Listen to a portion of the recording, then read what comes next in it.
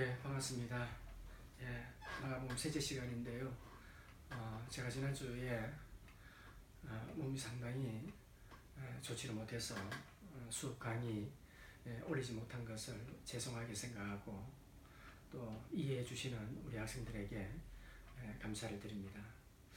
제가 살고 있는 이 애리조나주는 겨울에도 반팔, 반바지 이렇게 입고 다니는 그런 지역이거든요.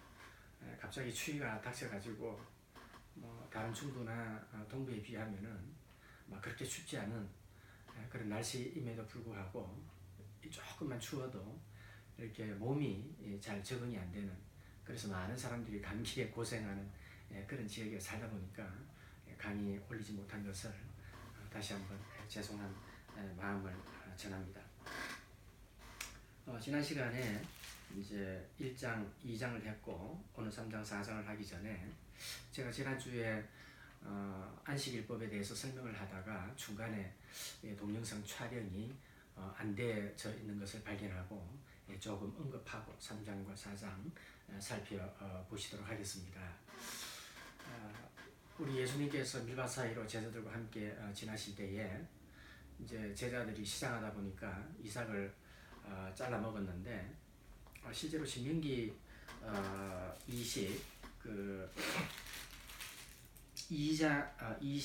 신명기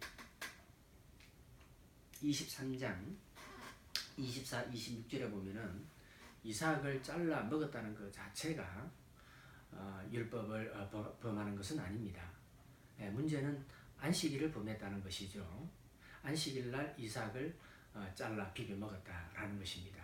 포인트는 이 바리새인이 주장했던 것이 안식일에 하지 못할 일이라고 하는 것은 바로 이 안식일에 일을 했다, 이런 측면에서 예수님과 그 제자들을 공격하는 모습이 나오고 있습니다. 실제로 바리새인들을, 율법을 중시하는 바리새인들에게 있어서 이 안식일법이라고 하는 것은 굉장히 중요한 율법이죠. 그런데 이제 주님께서 말씀하실 때에 이 다윗이 사울의 죽임을 피하여 도망갈 때 제사장이 먹는 이 진설병을 그와 함께한 자들에게도 주어서 같이 먹은 것을 읽어보지 못하였느냐, 그렇게 주님이 말씀하면서 안식일날 이삭을 잘라 먹은 것에 대해서 합법성을 부여해 주고 있습니다. 사실은 이제 안식일에 이 율법이라고 하는 것은 무엇을 하지 말라에 있는 것이 사실은 아닌 것이죠. 구별된 날을 지정하여 구별되게 지내라는 것이 안식일 제도의 이 법 정신입니다. 그런데 이 바리새인들은 안식일에 하지 못할 일을 재해석하고 이렇게 조항들을 맞추어서 다른 사람들을 공격하고 또 정죄하는 일에 사용한 것을 우리가 볼 수가 있습니다. 그래서 예수님이 안식일이 사람을 위하여 있는 것이요 사람이 안식일을 위하여 있는 것이 아니라, 안식일도 사실은 따지고 보면은 사람을 위해 있는 일이고요 안식일을 위하여 사람이 있는 것이 아니거든요.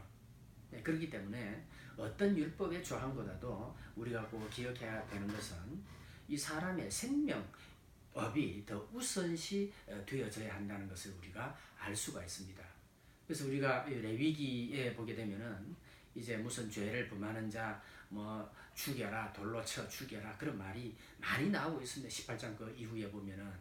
그러면은 죽이라는 그 법조항의 목적이 사람을 죽이려는 하나님의 목적이 있는 것이 아니고요. 그 자세히 살펴보면은 그 법조항에 정신이 있습니다. 스피릿이. 그것이 뭐냐면은 너희 중에 악을 제하도록 하라. 그게 법조항의 핵심 정신입니다. 이 정신을 잃어버리고 그냥 법조항에 맞추어서 사람을 죽이라고 했다고 죽이는데 그 목적이 있는 것이 아니듯이, 사람이 안식일을 위하여 있는 것이 아니고 안식일이 사람을 위하여 있는 것이다. 지금 안식일에 지금 시장에서 기진에서 지금 시장한 그런 가운데 안식일에 일을 하지 말아야 된다는 그 조항으로 인해서 이 이삭을 잘라 먹는 것이 율법에 크게 안식일법에 저촉되는 것이 아니고, 그 무엇보다도 율법을 내신 안식일법을 제정하신 분이 우리 주님이신데, 주님과 그 제자들이 그 이삭을 잘라 먹는 그게 큰 게 아니죠. 왜냐하면 안식일을 내신 분이 바로 우리 주님이시기 때문에 그렇습니다. 그래서 우리의 삶 가운데서도 이 안식일 주의를 지키는 것에 있어서도 사람의 생명을 살리는 일, 안식일에 소가 구덩이에 빠졌으면은 일하지 말아야 된다고 해서 생명을 구하지 않은 것이 아니죠. 안식일을 할지라도 그 법 정신의 핵심 사상인 사람을 살리는 데 있다라는 것입니다. 그 다음에 오늘 이제 3장에서도 보면은 다시 회당에 들어가시니, 가브나움 회당이겠죠. 갈릴리 바다 북쪽에 있는 갈릴리 바다. 그래서 우리 마가복음에 보면 예수님의 사역에 센터 역할을 했던 곳이 바로 이 가브나움입니다. 가브나움에 들어가시니 한쪽 손 마른 사람이 거기 있는지라. 사람들이 예수를 고발하려 하여 안식일에 그 사람을 고치시는가 주시하고 있거늘. 자, 이게 보면 이제 손 마른 자가 있으니까 그날이 또 하필 안식일입니다. 그래서 안식일에 병을 고치게 되면은 또 예수님을 고발하고 또 이렇게 힐난하기 위해서 지금 이렇게 주시하고 있다. 아주 고약한 사람들이지 않을 수가 없습니다. 그래서 우리 예수님께서 손 마른 사람에게 이르시되 한가운데에 일어서라 하시고 그들에게 이르되 안식일에 선을 행하는 것과 악을 행하는 것, 생명을 구하는 것과 죽이는 것 어느 것이 옳으냐 하시니, 예수님께서 그렇게 질문을 하셨습니다. 안식일에 선을 행하는 것, 악을 행하는 것, 그리고 생명 구하는 것과 죽이는 것 어느 것을 선택하는 것이 옳으냐. 그러니까 그들이 잠잠하거늘, 불리하게 되면은 이제 그들이 입을 이제 다물게 되어지는 거죠. 그래서 우리 주님께서 마음이 완악함을 탄식하사 노하심으로 그들을 둘러보시며 그 사람에게 이르시되 내 손을 내밀라 하시니 내밀매 그 손이 회복되었다. 이렇게 말을 해주고 있습니다. 만약에 한편 손이 말랐는데 우리 주님께서 뭐 이렇게 진흙을 이겨가지고 손에 바른다든지 했다고 한다면은 또 안식일에 일을 했다고 또 힐난하겠죠. 그래서 우리 주님께서 진흙을 바른 이제 그런 일은 하지 않으시고 다만 이제 말씀으로만 내 손을 내밀라 하시니 이제 그가 순종하면서 내밀매 그 손이 이제 회복이 되어졌다. 그래서 6절에 보면은 바리새인들이 나가서 곧 헤롯 왕과 함께 어떻게 하여 예수를 죽일까 의논하니라. 참 성경에 보면은 참 재미있는 그림들이 많이 나오는데 이 바리새인과 헤롯 왕은요 서로 원수입니다. 그 관계가 선의 진례야 질 수가 없는, 우리로 말하면 물과 불의 기름의 이 관계죠. 도무지 섞이지 않을 두 집단입니다. 바리새인들은 율법을 강조하고 율법대로 철저하게 지키려고 하는 사람들이고요. 이 헤롯 왕은 실제로 헤롯 왕에 속한 사람들로서 뭐 실제로 정치적인 그런 세력들입니다.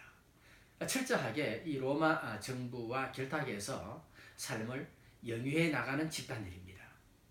그러나 그것을 철저하게 거부하고 하나님의 오직 율법과 그 계명에만 충실하려고 노력했던 무리들이 이 바리새인들인데, 여기서 보면은 함께 어떻게 하여 예수를 죽일까 의논하니라. 그 나중에도 예수님이 십자가에 달려 죽으시기 전에요. 이 보면 이 바리새인들과 그 다음에 이 사두개인들, 그 다음에 헤롯 왕, 이 전부 한패가 되는. 그래서 그 이전에는 이 원수이었지만은 당일에는 친구가 되는 거죠. 이 총독과 그리고 헤롯 왕가의 이 사람들하고 이 보면 다 맞지 않은데 그날에는 서로 이렇게 친구가 되는 그런 모습을 우리가 볼 수가 있겠습니다. 그래서 우리가 안식일, 지금은 이제 안식일이 변화의 주일이 되었는데 주일에 우리가 힘써해야 할 일은 생명을 살리고 또 선한 일을 행하는 것을 선택하는 것이 바른 주일을 행하는 그런 삶이다. 그렇게 볼 수가 있겠습니다. 그 다음에 이와는 너무 대조적으로요. 바리새인과 헤롯 당은 함께 예수를 죽일까 의논하는 것과 너무나 대조적인 장면이 나타나고 있습니다. 7절에 보게 되면 예수께서 제자들과 함께 바다로 물러가시니 갈릴리에서 큰 무리가 따르며 유대와 예루살렘과 그렇죠. 우리 주님께서는 늘 선한 일을 선택하셨고 사람을 살리는 일을 선택하시기 때문에 지금 큰 무리가 따르고 있습니다. 자, 8절에 보면 유대와 예루살렘은 물론이거니와 이두메, 이 에돔이죠. 아주 저 네게브, 그러니까 이 브엘세바 쪽에 그 이두메, 그다음 요단강 건너편과 두로와 시돈. 두로와 시돈은 뭐 거의 이제 페니키냐 지역의 지중해 서북편에 위치하고 있는 곳으로서 당시에 보게 되면 거의 이제 외국으로 치부될 수 있는 이제 그런 지역에까지 에서 많은 무리가 그가 하신 큰 일을 듣고 나아오는지라 이렇게 말씀해 주고 있습니다. 전통적으로 이 바리새인과 헤롯 당은 예수님을 어떻게 죽일까 의논하고 있지만 그 예수님의 그 선하신 사역, 옳은 사역, 옳지 않은 사역이 없다 할 정도의 소문을 들은 수많은 사람들이 수많은 곳에서 이제 예수님께 나오는 이제 그런 모습을 우리가 볼 수가 있습니다. 아무리 큰 무리가 예수님을 향하여 달려나와도요, 그 속에는 불순한 의도와 그 목적을 가지고 예수님을 향하여 나오는 그런 사람들이 있는데 너무나 지금 대조적으로 우리에게 가르쳐주고 있다.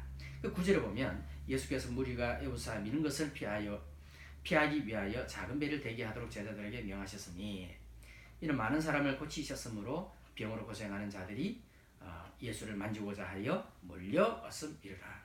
얼마나 많은 사람들이 예수님을 향하여 달려왔기에 몰려왔음이라 이렇게 말씀해주고 있죠. 11절에 보면 더러운 귀신들도 어느 때든지 예수를 보면 그 앞에 엎드려 부르짖어 당신은 하나님의 아들이니다 하니.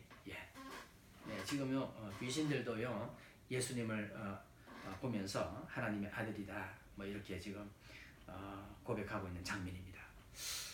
이 장면 생각하면 항상 저는 빌립보서 16장에 보면 이 바울 일행이 빌립보에서 이제 복음을 전하기 위해서 이제 다니는데 이제 귀신 들린 저 많은 귀신 들린 여자가 바울의 일행 뒤에서 막 소리치죠. 이 사람은 하나님의 지극히 높으신 종으로 구원의 길을 너희에게 전한다 하면서 고함을 치면서요 그렇게 하는 장면을 볼 수가 있습니다. 귀신들도요 귀신같이 압니다. 예수님이 어떠한 분이다 라는 사실을 누가 알지를 못해요? 율법을 강조했던 이 바리새인들, 그 다음에 이 사두개인들, 성전을 장악했던 사람들. 눈이 가려지고 귀가 가려지니까 이 알지를 못하게 되는 거죠. 12절에 보면 예수께서 자기를 나타내지 말라고 많이 경고하십니다. 진짜 나타내야 할 사람들이 종교 지도자들인데 그들은 전혀 나타내지 않고 오히려 지금 안 나타내고 못 나타내야 될 귀신들이 지금 예수 그리스도를 나타내는 아이러니한 그런 장면이 지금 여기 나타나고 있습니다. 그래서 우리 예수님께서 그 자기를 나타내지 말라고 많이 이제 경고하는 이제 그런 모습을 볼 수가 있습니다. 귀신을 통해서 예수님 자신이 드러나는 것을 주님은 진정 원하지 않으셨다 하는 것을 우리가 알 수가 있겠습니다. 이렇게 이제 여러 많은 유대 그리고 저 갈릴리 지역, 시돈, 이두메 전 지금 요즘 말로 말하면 팔레스틴 전 지역에서 지금 예수님께로 몰려오는 그런 장면을 통해서 예수님께서 생각지 않을 수가 없는 것이죠. 그래서 이 제자를 제대로 세워야 되겠다 이제 그런 생각을 하시게 된 것이죠. 13절에 보면 산에 오르사 자기가 원하는 자들을 부르시니 나오는지라. 제가 개척한 지 한 1년 반 이렇게 지났습니다만은 저도 이 고민이요 일꾼을 잘 세우는 것이 정말 좋겠다. 이렇게 한 분 한 분 이렇게 오시는 모습을 보면요, 저 혼자 다 커버가 잘 안 돼요. 많은 성도님들의 숫자로 모이는 것은 아니지만요, 그럼에도 불구하고 이렇게 각 파트마다 세워져서 그 일꾼들이 함께 이렇게 저와 동력해서 나아가는 것이 사역에 있어서 효과적인 일이지 제 혼자 못하겠더라고요. 근데 주님과 조금 다른 측면입니다만은 주님은 엄청난 많은 숫자의 사람들이 찾아왔을 때요, 이제 주님은 본격적으로 이제 제자를 선택하시는데 12제자를 이제 선택을 하시고 있습니다. 14절에 보면 이에 12를 세우셨으니 이는 자기와 함께 있게 하시고, 예수님이 제자를 선택하신 가장 중요한 이유가 무엇인가? 사역. 뭐 그것도 맞습니다만은 제일 중요한 것은 바로 이와 같은 자기와 함께 있게 하시고, 이게 중요합니다. 그래서 사역에 있어서 혼자면요 능히 패한다 그랬습니다. 아무리 카리스마가 있고 능력이 있는 복음의 사역자라 할지라도 혼자 하는 것은요 위험합니다. 그 위험이라고 하는 것은 굉장히 넘어지기가 쉽습니다. 그래서 한 사람이면 패하고 두 사람은 능히 당하고요, 삼겹줄은 쉽게 끊어지지 아니한다, 이렇게 말씀해 주고 있는 것이죠. 그래서 우리 주님께서도 자기와 함께 있게 하시고, 그래서 바울도 보면은 바나바가 있었고 또 실라가 있었고 또 각 그 빌립보에 가면 저만한 귀신 들린 여종 또 회개하여 예수 믿었던 이 간수의 가정이 있었고, 또 무엇보다 루디아라는 아주 귀한 여성이 있었죠. 또 고린도에 갔더니 이 고린도에서도 아굴라와 브리스길라와 같은 정말 좋은 동력자를 만나게 된 것이죠. 그래서 우리 기도의 제목을 살펴보게 되면은 사실은 복음의 사역자를 혼자 할 수도 없고 혼자 하게 하지도 않습니다. 그러니까 이 좋은 이 복음의 이 동력자를 만나도록 기도하는 것도 정말 중요하리라 생각이 듭니다. 두 번째는요, 귀신을 내쫓는 권능도 가지게 하려 하심이라. 그래서 나중에는요, 이 마가복음 16절에 보면 믿는 자에게 표적이 따르는데 엄청난 이 권능을 주시게 되는 것을 볼 수가 있습니다. 16절부터 이에 12를 세우셨으니 해서요, 12 이름이 쭉 기록이 되고 있습니다. 여기 보면 이제 유대식 이름도 있고 헬라식 이름도 있는데, 필립 같으면은 알렉산더 대왕의 그 아버지가 필립이거든요. 그러니까 빌립보서, 그러니까 이 마게도냐를 점령한 완전히 그 장악한 이 그 알렉산더가 아버지의 이름을 이렇게 좀 더 그 하기 위해서 이 빌립보서 이렇게 되어지는 것도 볼 수가 있겠고요. 근데 이제 여기 쭉 보면 정말 이 예수님의 제자를 선택하는 이 스펙트럼이 굉장히 넓다 하는 것을 우리가 볼 수가 있습니다. 여기 보면 정말 이 성격도요, 우레의 아들 성격 행동이 굉장히 급해요. 보면 야고보의 형제 요한이니 이 둘에게는 보아너게 곧 우레의 아들이란 이름을 더하셨으며, 야고보와 이 요한이 이 형제인데 성격이 얼마나 급했으면은 우레의 아들입니다. 그 예수님이 그 사마리아 땅으로 이렇게 지나가야 했을 때 그 사람들이 유대인이라 이렇게 금지를 하니까 예수님에게 하늘로부터 이렇게 불이 명하여 이 성을 살라버리게 하는 것이 어떻게 했느냐 할 정도로 아주 성격이 급한 이제 그런 모습입니다. 그다음에 이제 여기 보면 이제 열심당은 뭐 또 나오고, 그다음에 그 아주 그 마태도 나오고요. 그렇죠. 그러니까 이 로마 정부에서 공무원 생활을 했던 이 마태, 그야말로 이 창기 죄인과 함께 유대인들로부터 손가락질을 받았던 이 마태가 있는가 하면 셀롯인 아주 열심당원이죠. 아주 폭력주의적인. 그래서 로마 정부에 저항해서 이 유대 민족이 마카비 왕조, 하스모니안 왕조처럼 독립의 국가를 반드시 이루어내야 된다라고 생각하는 셀롯당, 젤롯이죠. 아주 열심당원인 제자도 있었다라는 것이죠. 그렇게 따지고 본다면은요, 이 하나가 될래야 될 수가 없는 그런 이 예수님의 12제자의 이 모습을 볼 수가 있습니다. 우리로 말하면 극우 극좌, 하나 될 수 있겠습니까? 그러나 그리스도 안에서 하나 될 수 있다는 것을 우리에게 보여주고 있습니다. 그 다음 한 6, 7명이 전부 다 이제 어부죠, 어부. 그런 것을 볼 수가 있겠습니다. 사역을 하다 보면요, 우리의 스펙트럼이요, 이렇게 좁아지면 되지가 않습니다. 스펙트럼이 굉장히 점점 넓어져요. 나는 도무지 저 사람을 이해할 수 없어. 저도 다 이렇게 마음이 완전히 넓어진 것은 아니나 스펙트럼이요, 조금씩 넓어지는 것을 경험할 수 있습니다.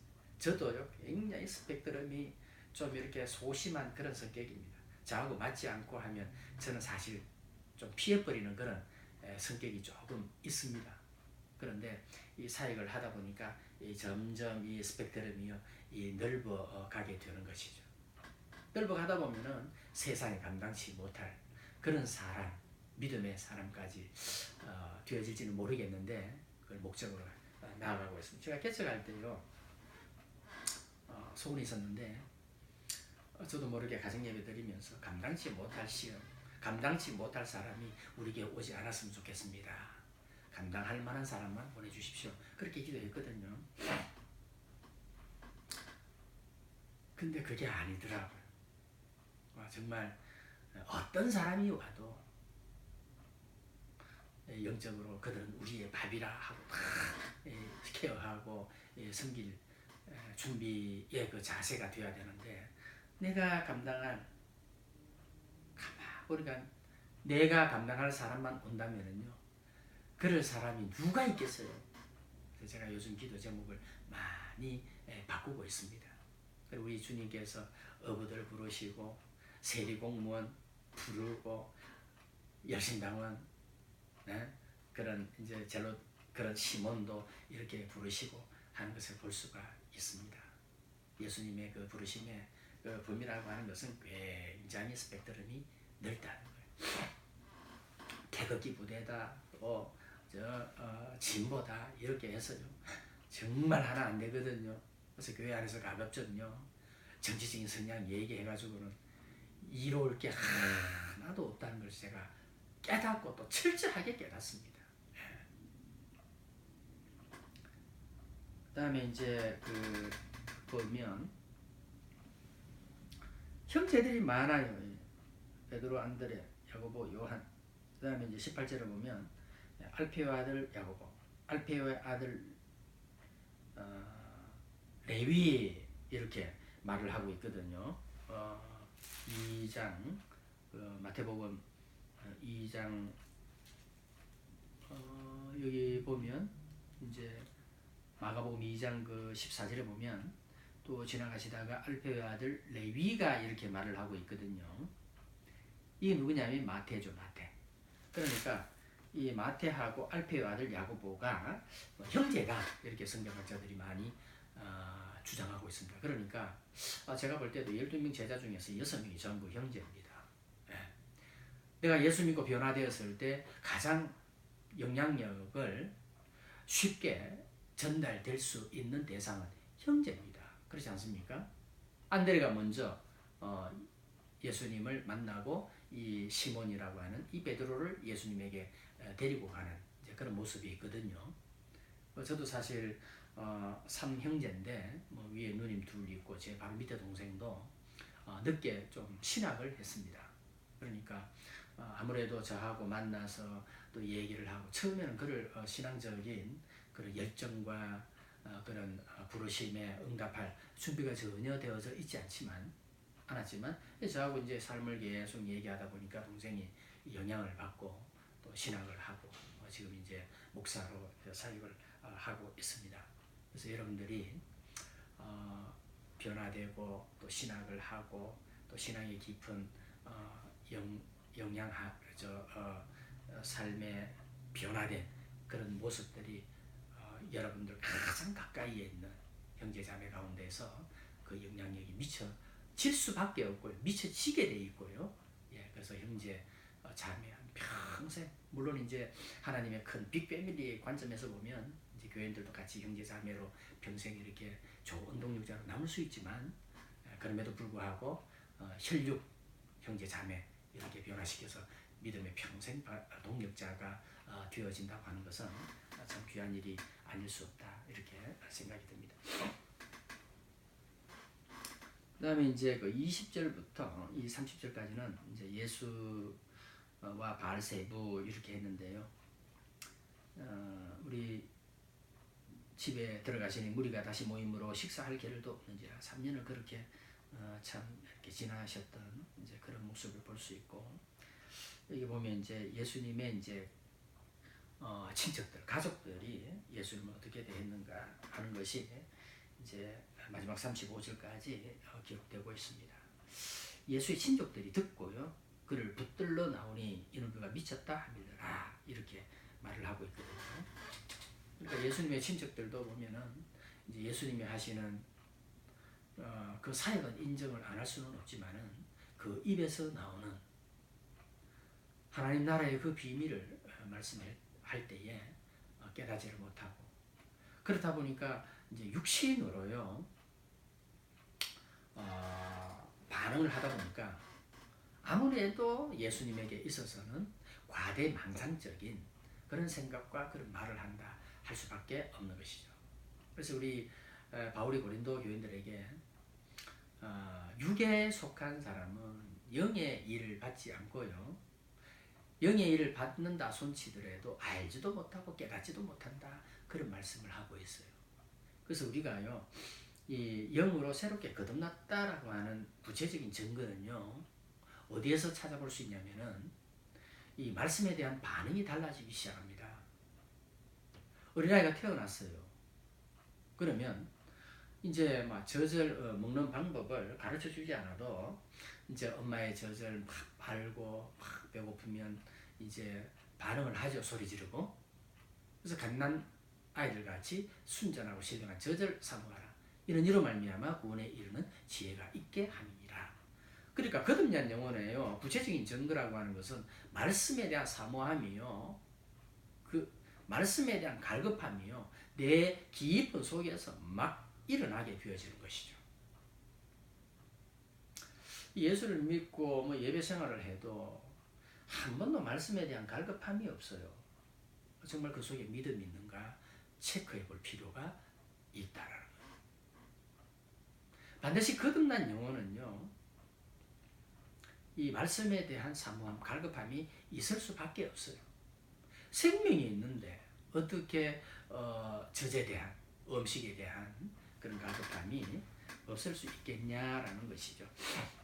자, 여기 보면 22절에 예루살렘에서 내려온 서기관들, 지금 어디에 내려와, 예루살렘에서요 지금 갈릴리 지역까지 지금 내려왔어요. 얼마나 열심인지 몰라요.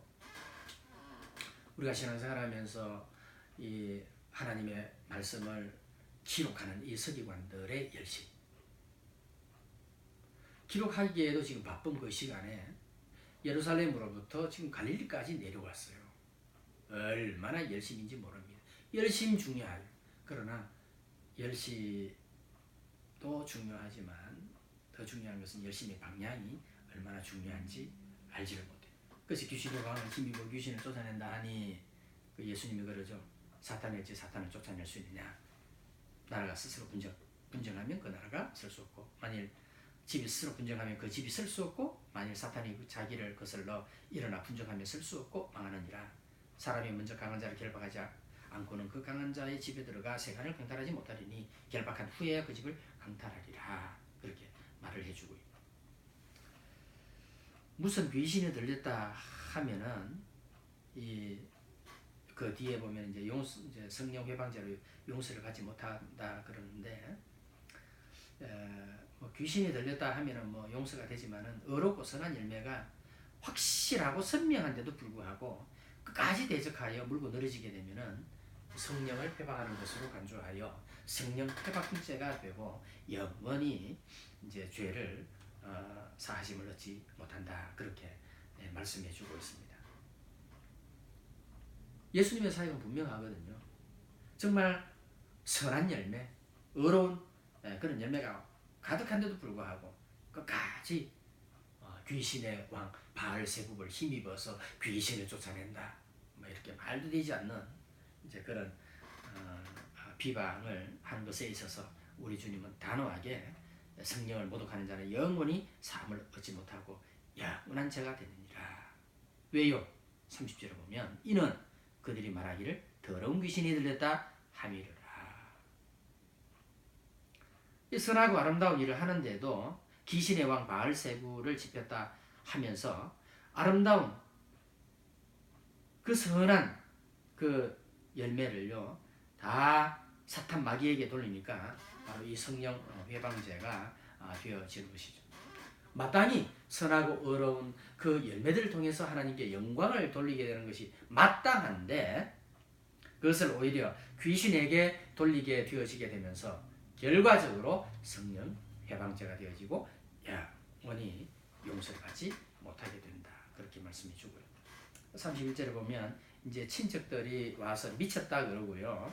31절에 보면은 예수의 어머니와 동생들이 와서 밖에 서서 사람을 보내어 예수를 부르니 지금 예수님은 20절에 말씀하고 있죠. 식사할 겨를도 지금 없는 그런 상황 속에서 지금 사역하고 계십니다. 근데 친척들이 와서 그를 붙들러 나오니 그가 미쳤다 하고요. 또 예수의 어머니와 동생들이 밖에 서서 사람을 보내어서 예수를 부르니 지금 이 방해하는 무리들이 가장 예수님의 사역에 대해서 스포트하고 이해해 주어야 할 그룹들이 친척들과 예수님의 가족들이거든요. 그런데 가족들이 이해를 못해요. 그러니까 사역의 가장 큰 방해 무리들이 될 수밖에 없는 것이죠. 32절에 무리가 예수를 둘러 앉았다가 여짜오되 보소서 당신의 어머니와 동생들과 너희들이 밖에서 찾나이다. 예수님도 조금 언짢아요. 왜 그러냐면 가장 이 사역에 대해서 이해해주고 스포트 해줘야 될 이 그룹들이요 이해를 해주지를 못하게 됩니다. 우리가 부름받아 낯선이 몸 이렇게 어디든 가오리다 이렇게 하고 이 복음 사역을 하게 되면 경험을 하게 될 것입니다. 안 믿는 가정에서는 특히 더 그렇고요. 믿음의 가정에서 이렇게 기도의 스포트를 받는다 손치더라도 이렇게 세월이 많이 가게 되면은요 이렇게 형제들이라 할지라도 또 이렇게 이해 잘 하지 못하게 되는 그런 부분들이 사실 있습니다. 그래서 제가 이 5남매가 있는데 저와 가장 잘 통하는 동생, 목사 동생이죠. 그러니까 형제들도 잘 이렇게 100% 이해하지 못하는 이제 그런 일들도 종종 있습니다만은 예수님이 좀 언짢아요. 누가 내 어머니며 동생들이냐 하시고 둘러앉은 자들을 보시며 이러시되 내 어머니와 내 동생들을 보라. 누구든지 하나님의 뜻대로 행하는 자가 내 형제요 자매요 어머니이니라. 이렇게 말씀해 주고 있습니다. 그래서 하나님의 뜻대로 행하는 사람들이 다 하나님의 빅 패밀리지 패밀리며 육신의 가족만이 가족이 아니다라는 것을 우리에게 잘 가르쳐 주고 있습니다. 그다음에 3장 했으니까 뭐 4장 이렇게 보면 이제 역시 이제 가버나움이죠. 이제 예수께서 다시 바닷가에서 가르치시니 그렇습니다. 예수님의 사역의 이 핵심 사역은 가르치는 사역이죠. 그래서 이제 신학교에 들어와서 이제 말씀을 공부하시려고 하시는 분들이 왔을 것이라 저는 그렇게 전제하고요. 예수님 하셨던 말씀 너희는 가서 모든 족속으로 제자를 삼아 아버지와 아들과 성령의 이름으로 세례를 주고 내가 너희에게 분부한 모든 것을 가르쳐주기. 그 제자 삼는 방법 중에 중요한 방법은요 세례를 주고 가르치는 것입니다. 그렇기 때문에 이 사역자가 되어지는 기본적인 자질이 있다고 한다면 이 가르치는. 그래서 무슨 능력을 받아가지고요 뭐 설교 한번 해서 사람이 확 바뀌고요 그런 것을 기대하기보다는 하나님의 말씀을 차근차근 잘 가르치는 것이 정말 중요한 사역이다 이렇게 볼 수가 있겠습니다. 그 사역자는 이 가르치는 그래서 어떤 분들은 또 능력도 행해야 되죠. 귀신도 쫓아내야 되고 방언도 하고 다 부정하지 않습니다. 그러나 예수님의 사역 전반전에 보면은 전부 이 가르치는 사역에 이 중점적인 그런 모습임을 알 수가 있습니다. 그래서 이 엄청난 많은 무리의 사람들에게 이제 말씀을 쭉 전하는데 이게 보면 참 재미가 있어요. 바다에 떠 있는 배에 올라 앉으시고 온 무리는 바닷가 육지에 있더라.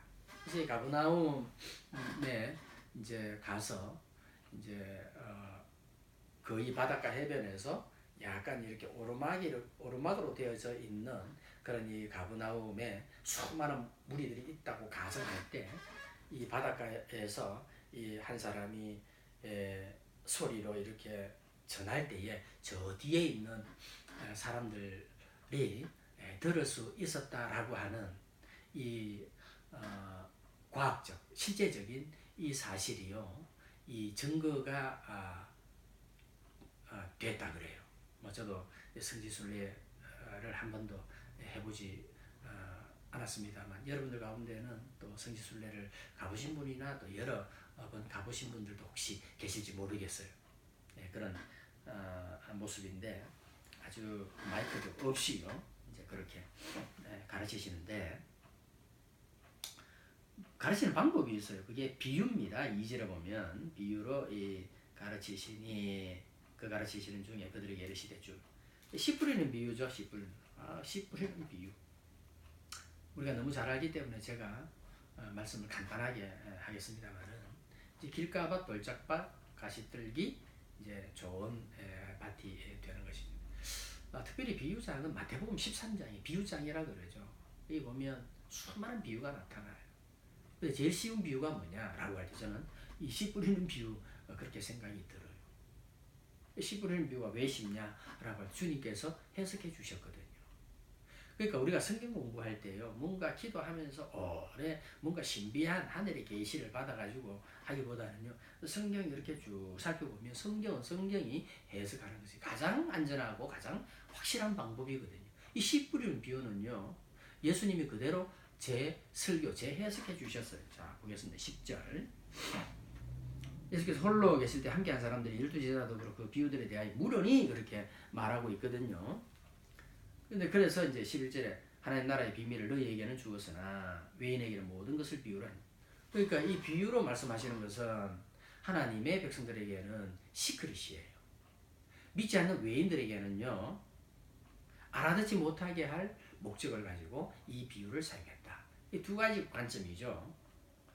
예수 믿는 우리에게는 하나님 나라의 그 비밀을 온전히 알고 깨닫도록 할 목적이고, 하나님의 말씀을 거부하고 외인이라 그러는데 예수를 믿지 않는 사람들이죠. 그 사람들에게 있어서는 이제 12절에 보면 보기는 보아도 알지 못하며 듣기는 들어도 깨닫지 못하게 하여 돌이켜 죄사함을 얻지 못하게 하려 함이라. 이런 알아듣지 못하게 할 목적을 가지고 비유로 설명을 한 것입니다. 이 사실은요, 이 말씀이 어디에 나오냐면 이사야서에 나오는데 하나님이 이사야 선지자들에게 구약성경의 선지자 한마디로 말씀드리면 그 타픽이 돌아오라는 것이거든요. 선지자를 보내가지고 하나님의 백성들은 하나님께 돌아오라는 겁니다. 하도 안 돌아오니까 하나님이 그런 말씀을 주십니다. 이스라엘 백성들 눈이 있으면 전부 다 눈 감기게 하고 귀 다 막게 하고. 왜 그러냐면 귀를 막고 눈을 감게 하라는 것은 그들이 혹시 마음으로 깨닫고 눈으로 보고 귀로 들어가지고 그 하나님의 말씀을 깨닫고 나에게 돌아올까 내가 두렵다 이렇게 말씀하거든요.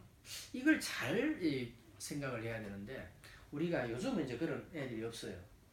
근데 이제 우리 어릴 때 보면은 이제 말 안 듣고 하면은 이제 집 나가 그래요. 이제 엄마가 그러면은 알겠어요 하면서 집 나가는 아이들이 없는데 있다고 하면 참 못된 애죠. 집 나가 그러면 엄마가 저 얼마나 속이 상했으면 우리 보고 집을 나가라 하겠냐. 그래가지고 이제 엄마 잘못했어요. 이 착한 아이죠. 하나님이 이사야 선지자에게 주시는 말씀이 바로 그 말씀. 그들로 하여금 정말 눈도 감기게 하고 귀도 막게 하고 마음도 이렇게 둔하게 해가지고 이사야를 통해서 전해지는 하나님의 말씀이요. 아무리 전해져도 제발 깨닫고 안 돌아왔으면 좋겠다. 아주 역설적이고 반어적인 표현이죠. 그 말씀을 갖다 인용을 했는데 아무튼 이 알아듣지 못하게 할 목적을 가지고 이 비유의 말씀을 주셨다. 자, 여기 보면 이제 14절에 이제 해석이 쭉 나오죠. 말씀이 길가에 뿌려졌다는 것은 말씀을 들었을 때撒단이 즉시 와서 그들에게 뿌리지 말씀을 길가밭, 그 다음에 돌짝밭까지 온 이 좋은 여기 보면 공통되는 단어가 있는데 그게 뭐냐면 하나님의 말씀을 다 들었다라는 거예요. 믿음은 들음에서 나면 들음은 그리스도의 말씀으로 말미암아 말씀 들으면 되겠네. 예. 물론 믿음이 자라는 것은 말씀을 들어야 돼. 그러나 들었다는 것도 중요하지만 결실을 해야 되거든요. 그러나 길가에 떨어진 그 씨앗은요 결실로 나가지를 못해요. 왜? 이 여기 보면 이제 뿌리를 나가서 이제 씨앗을 뿌리는데 그게 말씀이잖아요. 근데 말씀을 들었을 때 사탄이 즉시 와서 그들에게 뿌리지 말씀을 빼앗는 것이요. 이렇게. 그러니까 하나님이 가장 기뻐하시는 것은 이 말씀의 씨앗을 때를 얻든지 못든지 열심히 뿌리는 것이죠. 그런데 중요한 것은 이 사탄이요 즉시 그 마음에 뿌려진 그 하나님의 말씀, 그 복된 복음의 이 비밀을요 다 빼앗아. 그래서 우리가 말씀 들을 때요 사탄이요 빼앗아 가지 않도록 그렇게 잘 해야 되는 것입니다. 말씀 뿌렸는데 그 길가와 같이 단단해져 가지고 길가에 그 사람들의 수많은 그 신발에 의해서 밟혀 가지고 단단해져 가지고 뿌려졌는데 새가 와서 먹어버렸고 사탄이 와서 즉시 빼앗아 버립니다. 그러니까 우리 속에 있는 말씀이 뿌리를 내려야 되는데 뿌리를 내리지를 못하고요 사탄이 즉시 와서 빼앗아 가버리면 길가에 떨어진 씨앗과 같이 결실로 나갈 수가 없다는. 다음에 이제 두 번째 보면 돌밭이죠. 돌밭에 뿌려졌다는 것도 이제 말씀을 듣는데 여기 보면 이제 그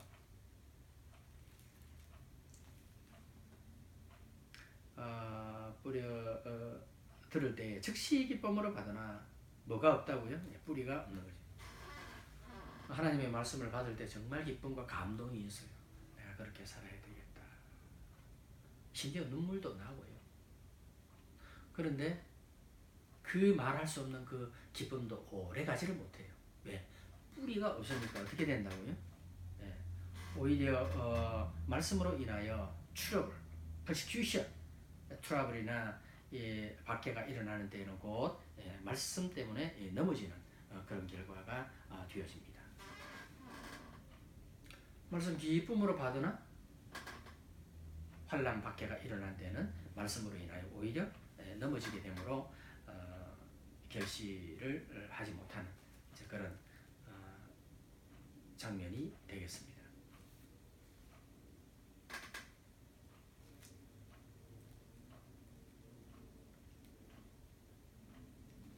예수님이 이런 말씀을 좀 이렇게 하세요. 내가 너희들 할 말 많지만은 지금은 너희들에게 할 말을 하지 않겠다. 왜냐하면 너희들이 감당치 못하기 때문이다. 이런 말씀을 좀 종종 주시거든요. 그래서 하나님이 사람들을 부르시고 선택하고 요구하실 때에도 감당할 만한 사람이 있고요. 감당하지 못할 사람이 있어요. 이걸 성경에서는 어떤 사람은 이제 젖만 먹어야 될 사람이 있고요. 어떤 사람은 고기를 먹을 사람이 있는 거예요. 어린아이 갓 태어났는데 맛있는 고기라고 해서 준들 그 고기가 그 아이에게 영양분이 되겠냐라는 것이죠. 그래서 오히려 그 고기와 같은 그러니까 성인된 사람은 너무나 좋은 말씀이지만 이제 갓 태어나고 감당치 못할 이제 그런 사람에게는 그 말씀이 오히려 넘어짐의 이제 결과가 되어질 수도 있다. 이 말씀도 한번 같이 생각해 보시면 되겠습니다. 가시떨기에 뿌려진 자니 말씀을 듣기는 하되 가시떨기에 뿌려진 자도요 말씀 듣기는 똑같아요. 가시떨기에 뿌려진 가시떨기 이 보면은 아주 이 자란 그 외형의 모습은요 아주 결실이 된 것처럼 이렇게 보일 수가 있습니다. 그러나 듣기는 하되 뭐가 문제냐? 세상의 염려죠. 여기 보면 염려가 특별히 많은 분들이 있어요. 그런 분들은요, 참 결실하기가 상당히 힘듭니다. 오래 예수를 믿었어도요, 근본적으로 미래에 대한, 일어나지 않을 일에 대한, 일어날 수도 있죠. 그러나 일어나지도 않을 일에 대한 이 염려가 거의 90% 이상이라는 거예요. 그러니까 이 염려가 기본적으로 많은 사람은요, 믿음의 삶에 있어서 상당히 결실하는 데까지 가기는 힘들다, 이렇게 볼 수가 있습니다. 베드로 같은 경우는 염려가 얼마나 많았는지 몰라요. 그러니까 네가 지금 십자가에 내 팔을 벌리리니 남이 네게 뒤띠우고 네가 원치 않는 곳으로 가게 되리라, 이 말씀을 하시면 베드로가 어떤 죽음으로 하나님께 영광을 돌릴 것인지에 대한 예언의 말씀이거든요. 그런데 베드로의 염려가 항상 내 라이벌, 이 요한 어떻게 되겠니? 요한, 그렇게 말을 합니다. 근데 그 요한이 이제 예수님은 요한에 대해서 내가 다시 올 때까지 그를 이 땅에 머물게 한다 할지라도 그것이 무슨 상관이냐, 너는 나를 따르라, 이렇게 말을 하고 있는 거예요. 그래서 이 베드로는요, 베드로전서 5장 7절 모든 염려를 다 주께 맡겨버리라, casting out, cast out, 다 염려를 던져버려요. 우리의 염려, 주님께 다 그 염려의 짐을 돌려드리라. 돌려드리면 우리 주님께서 그 맡은 우리의 모든 염려에 대하여 케어해 주시겠다, 권고해 주신다, 그렇게 말씀해 주고 있습니다. 그러니까 여기 보면 이제 세상의 염려 그렇게 나와 있죠.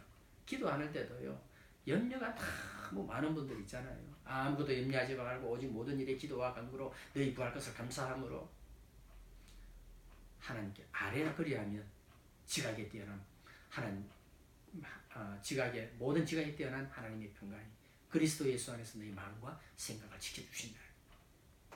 염려의 제목이 있으면 기도의 제목을 바꾸라는 것입니다. 아무것도 기도하지 않고요, 오직 모든 일에 염려와 기도를 한다라는 거예요. 기도하면서도 염려하고, 기도할 수 있는데 왜 염려하냐? 찬송에도 그렇게 나와 있거든요. 근데 기도하면서도 계속 염려하는, 하나님 말씀하시죠. 염려할 수 있는데 왜 기도하냐? 염려가 많은 사람은 이 가시떨기에 떨어진 그런 마음의 밭일 수 있다. 그래서 재물의 유혹. 그래서 세상에 그 눈에 보이는 어떤 세상의 그 소유에 대한 욕심이 많은 사람도요, 이 가시떨기에 떨어진 씨앗과 같이 결실하기가 상당히 힘들어요. 그 디모데전서 6장 10절에 보면 돈을 사랑함이, 돈 자체가 악함이 아닌데요, 돈을 사랑함이 일만하게 뿌리가 되나니 이를 사모하는 사람들이 미혹을 받아 믿음에서 파손되고요, 오히려 근심으로서 자기를 찔렀도다, 이렇게 말을 하고 있어요. 그래서 먹을 것이 있은즉 또 거할 곳이 있은즉 그냥 족한 줄로 아는 이 마음이 경건에 큰 유익이 된다. 세상 가운데서 무엇을 먹을까, 무엇을 마실까, 이게 다 이방인들이 하는 염려거든요. 우리 하나님의 사람들은요, 먼저 그의 나라와 그의 의를 구하면은 하나님이 먹고 마시는 거 다 책임져 주신다고 하는, 우리가 믿음으로 이 살아가야 돼. 그 다음에 이제 기타 욕심이 들어와 말씀을 막아 결실하지. 말씀을 막아, 영어 성경에 보면 스코치 하거든요. 이 목을 확 졸아 질식해가지고요, 결실하지 못하게 된다. 그런 말씀. 좋은 땅에 뿌려졌다는 것은 곧 말씀을 듣고 보세요. 다 말씀을 듣잖아요. 30배, 60배, 100배의 결실을 호세아 선지자는 북이스라엘 왕국의 마지막 선지자인데 마음을 기경하라 그랬습니다. 이렇게 이제 어린아이들과 같이 상처도 별로 없고, 그 다음에 이 돌, 가시떨기 이런 마음이 아니에요. 어린아이. 그래서 너희들이 어린아이 같지 아니하면 천국에 들어갈 수도 없고 천국을 보지를 못한다. 그래서 이 나이가 점점 들면요, 배나 노를 해야 됩니다. 저는 항상 생각할 때 이 마흔이 넘어가면요 잘 안 배워집니다. 제가 이제 이 말씀 나름대로 이렇게 묵상하고 또 우리 청년들하고 나누고 교인들하고 나누었던 이 말씀들을 여러 개 쭉 해도요 웬만하면 안 바뀔걸요. 그러니까 이 40살 넘어간다 하면요 2배나 노력해야 되고요. 50이 넘어가면 저도 이제 50이 넘어갔는데 50이 넘어가면 3배, 4배 노력해야 돼요. 우리 마음속에 그동안 쌓여왔던 엄청난 상처, 가시, 덤풀, 돌들, 자갈들, 심지어는 마유가 있어가지고요. 겨우 해가 부드러운 밭이 되는데 상당한 그 기경하는데 노력을 많이 해야 돼요. 좋은 땅에 뿌려진 그 씨앗은 어떻게 해요? 말씀을 듣고 받아 30배, 60배, 100배 결실을 한 이렇게 되어 있거든요. 예. 여기 보면 이게 창세기 그 26장에 보면 이제 이삭이 그랄에 갔는데 그래서 이제 그 땅에 흉년이 이제 기근이 심해가지고 뭐 기근 심하면 할 수 없어요. 애국으로 내려가야 돼. 하나님이 내려가지 마라 그러죠. 상식적으로는 내려가야 됩니다. 그런데 하나님께서 이삭에게 말씀해 주시니까 그 말씀에 순종을 하는 거예요. 이삭은 그야말로 온유하고 순종이죠. 그러니까 그 해에 그 땅에 농사하여 100배나 얻게 되는 거예요. 말씀이 순종하니까요. 100배. 그래서 이삭은 항상 보면 말씀에 순종함 또 상처를 받았다고 해서 그걸 또 이렇게 다른 사람하고 다투고 그런 성품의 사람이 아니죠. 그러니까 그 땅에 농사하여 그 해에 100배나 얻게 되는 그런 역사. 그래서 이제 이게 100배의 결실을 맺는다. 100배의 결실이 뭐지? 라고 할 때 창세기 26장을 한번 살펴보시면 되겠다 싶습니다. 그 다음에 이제 그 21절부터는 제가 조금 이따가 다시 해서 2개 연달아 올리도록 그렇게 할게요. 잠시 쉬도록 하겠습니다.